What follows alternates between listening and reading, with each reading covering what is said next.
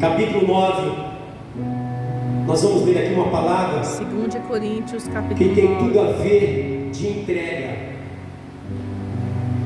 Entenda uma coisa, amado: para que uma semente ela possa dar vida, brotar, frutificar, ela tem que morrer.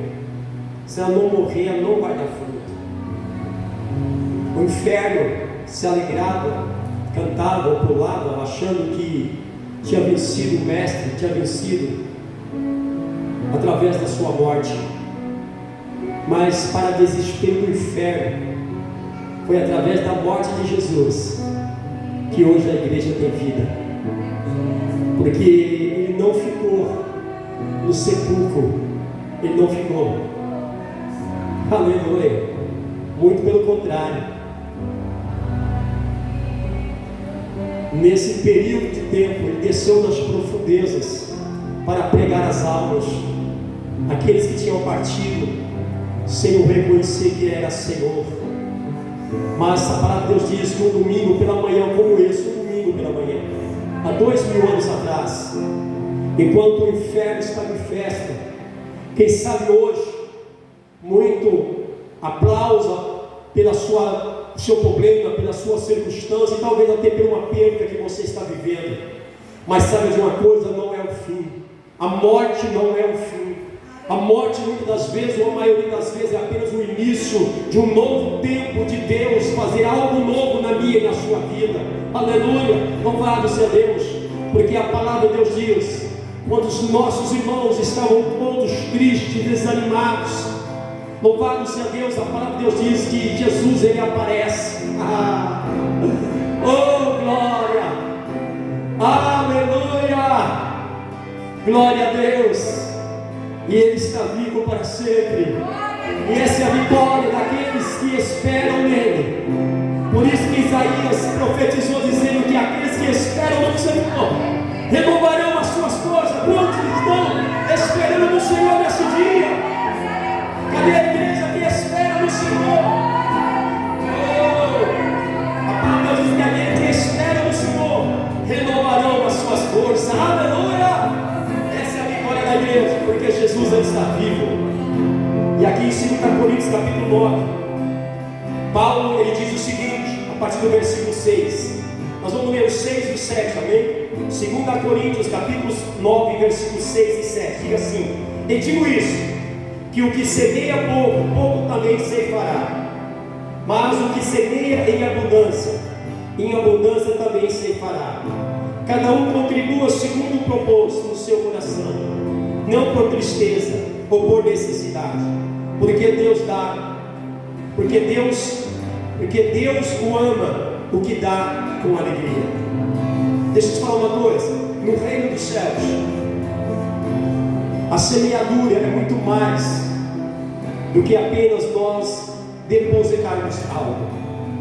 No reino dos céus é muito mais além, porque Deus ele nos conhece antes mesmo de nós entregarmos qualquer coisa a Ele. E Deus ele ama aquele que entrega com alegria, ou seja, por amor. Porque a palavra de Deus diz que Deus ele nos amou. A obra do Senhor, Deus não tem amor para dar para alguém, porque Ele é o próprio amor. Quem vive a essência do Evangelho vive o amor de Deus, porque Ele é o amor. Mas a Bíblia diz que Ele nos amou de tal maneira, irmã Maria, que Ele entregou Jesus. Ele não emprestou, Ele entregou, Ele deu Jesus para morrer por nós. E Paulo ele não diz diferente disso, que aquele que semeia com alegria, com amor, porque Deus ele ama aquele que dá com alegria. Amém? Não é uma barganha, não é negociarmos com o reino de Deus. Deus não negocia com o homem, mesmo porque Deus ele não precisa de nenhum recurso do homem. Deus, muito pelo contrário, Ele é o dono do ouro, o dono da prata. Amém? E Ele dá, literalmente, mais importante, quando Deus ele nos dá algo, a palavra de Deus diz que Ele não nos lança em rosto aquilo que Ele dá. Mas quando nós, em tudo aquilo que nós iremos fazer em prol do reino de Deus, porque uma semeadura não é apenas você trazer aqui, entenda isso, uma oferta, você entregar nessa manhã, devolver o dízimo, não, é tudo aquilo que sai de você, com reconhecimento de gratidão a Deus. Você está semeando ao reino dos céus, você está contribuindo para a proclamação do Evangelho, do amor de Cristo, do cheiro suave de Jesus. Então tudo aquilo que sai de você, de mim, precisa ser com alegria para o reino dos céus. Amém, queridos? Sem receber, porque quando nós entregamos algo por alegria, não esperamos recompensa de alguém, mas entregamos por amar. Sim ou não? Aleluia! Louvado seja o nome do Senhor. Vamos orar.